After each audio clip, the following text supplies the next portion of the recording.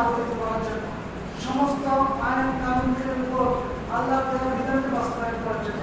সেজন্য বলছি সাল্লাল্লাহু আলাইহি ওয়াসাল্লাম। আমাদের আওতার এলাকার যে সমস্ত মা বাবা আত্মীয়-স্বজন মুরব্বীগণ আমাদের আশেপাশে অবস্থানে সাহিত্য অবস্থায় আছেন, তাদের সর্বোচ্চ জান্নাত কামনা করছি। সম্মানিত উপস্থিতি, আমার নাম আনোয়ার সিদ্দিক চৌধুরী।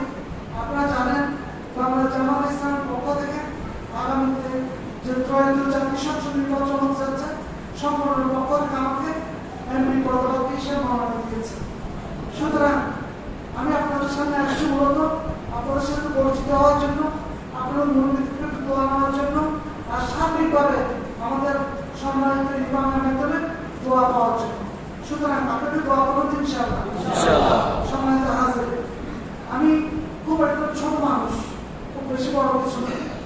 আমার আব্বা সিদ্দিক আহমদ চৌধুরী, তিনি একজন সরকারি উচ্চপদস্থ কর্মকর্তা ছিলেন। আব্বা আমার দুজন মারা গিয়েছে, 7 ভাই 3 বোনের মধ্যে আমি সবচেয়ে ছোট।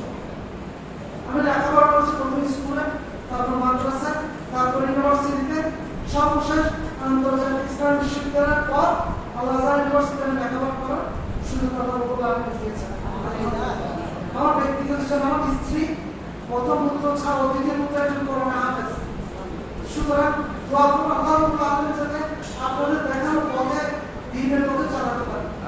সম্মানিত হাজির, আমাদেরকে যে দায়িত্ব দেওয়া হয়েছে, যদি আল্লাহ রাব্বুল আলামিন আমাদেরকে দায়িত্ব দেন, আপনাদের সহযোগিতা আপনার দোয়ায়, তাহলে আমরা ওয়াদা করছি আমরা কোন অবস্থায় আপনাদের সামনে শাসক হিসেবে আসবো না, আমরা আপনার সেবক হিসেবে ইনশাআল্লাহ।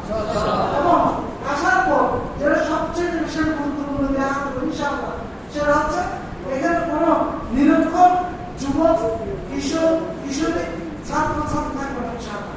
ওদেরকে লেখাপড়া করার জন্য যাতে যেভাবে করা দরকার সেভাবে সহযোগিতা করবো ইনশাআল্লাহ। দ্বিতীয় যে বিষয়টি সেটা হচ্ছে কোনো অবস্থায় আমাদের এখানে বেকারত্ব না থাকে, তাদেরকে যথোপযুক্ত কোয়ালিটি অনুযায়ী, যোগ্যতা অনুযায়ী আমাদের বিশাল ইন্ডাস্ট্রিয়াল জোনে আমরা চাকরি ব্যবস্থা করবো ইনশাআল্লাহ।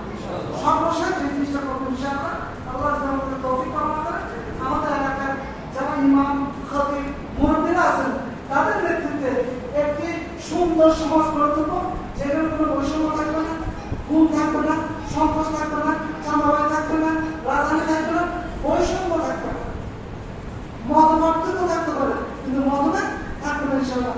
সেই জন্য আমি করোনাকে বলেছি যে ওয়ারাতে শ্রেণীকে আলহামদুলিল্লাহ জন্য একত্রিত হয়ে থাকতে বলা আছে, বিচ্ছিন্ন বিক্ষিপ্ত হবে না, একত্রিত ভাবে থাকি। তারা আপনারা বলেন সবাই সুন্দর থাকবো না ইনশাআল্লাহ। আসুন সবাই মিলে আমরা যাতে একটি সুন্দর বাংলাদেশ তথা আমাদের প্রাণপ্রিয় সীমাবন্ধ একটি সন্ত্রাস